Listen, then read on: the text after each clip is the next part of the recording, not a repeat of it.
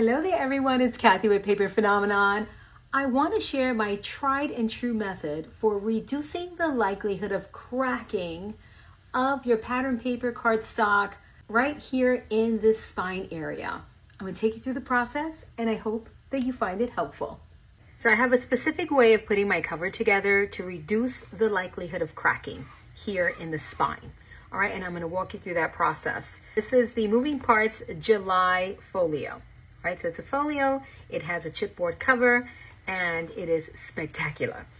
So what you want to do is you need your measurements, don't matter here, right? What you need is your front cover, your back cover, and your spine. You need 3 pieces of paper to do this. The first thing you're going to do is you're going to glue your front cover on. Piece of paper has a window. I'm going to place my glue strategically to leave an opening so that I have the option to insert my photo, okay? Meaning I don't want to seal it down here, right? I don't want to glue it down there. So I'm going to attach my cover. For your spine piece, you want to use tape, not glue. You need end-to-end coverage of tape. Whether you're working on a folio, an album, it doesn't matter. Anything that has covers that are going to flex, this is what you want to do to reduce the likelihood of cracking. End-to-end coverage of tape. You're going to remove the tape backing.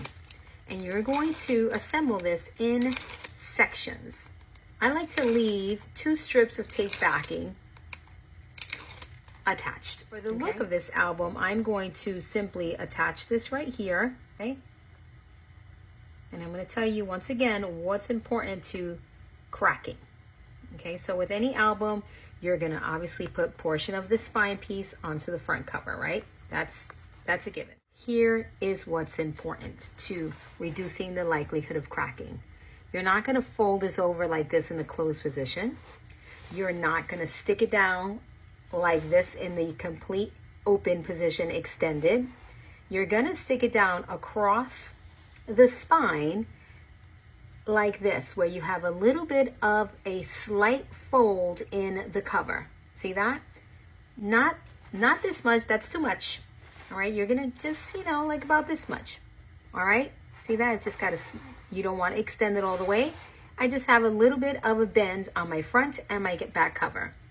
Now, having this in this position, now you want to stick it, support the spine. Now you want to stick it across the spine. Don't stick it onto the back just yet. All right, just stick it onto the spine like so. Burnish, burnish, burnish. Now, we're going to close this. Now you want to fold right here in the front. Do not fold in the back. So you want this to stick, right? So you really want to give it a good burnish. Like so. Now, before we stick the back part on, we're going to attach our back paper. The reason why we attach the back paper after this is on is to see where I can line it up. Just give me the best chance of lining things up straight, right? I don't want to put this on first and then not have the opportunity to make any adjustments just in case this is going to go wonky on me. I'm going to burnish. This paper collection is titled Berry Sweet Days. You want to line it up with this piece of paper with the spine piece as close as possible. So when you fold this over, this piece over, it's going to line up with the piece of paper that you have down. Okay? That's the goal. You want everything to line up. Now you're going to open it again. The front cover doesn't matter so much. This one matters. Now you're going to remove the 2 pieces of tape that you have there. And the reason why I leave those 2 pieces of tape is because I don't ever want it to stick down prematurely. So this gives me a little bit of a safety net, right? So that it doesn't stick by accident. Now you need that slight bend on the back cover. The front is already done, so you don't need the bend on the cover. See that? Slight bend. Now you're going to stick it down like so with that slight bend. Like so. Burnish, burnish, burnish. And now you close once again and you burnish. Okay? Really, really well. Like so. What this does is it creates some give in these flexible portions of the album so that your paper doesn't crack. If you attach your paper with the album fully extended, when you fold, there's no give right here in this section. So when you fold, oh boy, there's going to be lots of stretching happening here, right, in these folds. But because we attach it in a semi-folded position, right, semi-folded, when we fold like this, there is some give.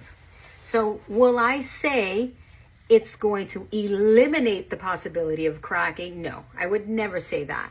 But will it reduce the likelihood of cracking? 100%. So remember, when you're attaching the spine area, you want your album to be semi-folded in the spine area when you attach paper to your front cover and across your spine and to your back cover. Of this here on the inside, this is a fantastic folio. It's got a pop-up element. So this has a ton of features and a pop-up element. Look at this. It's just so fun. 4x6 photos. Isn't that fantastic? And you close it and done. This is Kathy with Paper Phenomenon, and until next time.